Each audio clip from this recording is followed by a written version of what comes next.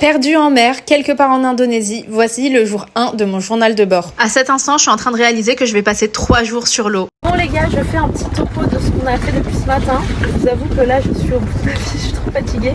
On a fait un petit hike et juste avant le hike, on a mangé. Et ensuite, on a pu nager avec des petits requins. Il y en avait partout autour de nous. Ça, c'est la vue une fois que t'es monté tout en haut. C'est juste magnifique. On en a pris plein les yeux. C'est clairement pour ce genre de vue que je suis venue ici. Et aussi pour voir ce genre de choses. Ce que j'ai grave apprécié aussi, c'est que franchement, tu enchaînes plein d'activités dans la journée. Genre là, on a enchaîné avec du snorkeling. Et vu qu'on aime bien grimper, on s'est retrouvé au milieu d'une mangrove pour aller monter une petite falaise. Regardez-moi ces couleurs. La roche a des couleurs magnifiques de jaune et de rose. Et vous verrez ça dans un prochain vlog, mais on va voir aussi une plage rose. Bref, il est grand temps de rentrer sur le bateau. Donc là, vous allez voir le room tour de notre chambre et un peu du bateau aussi. Franchement, les membres de l'équipe, ils étaient trop sympas. Vous voyez, ils sont toujours souriants, trop drôles, toujours à notre disposition si besoin.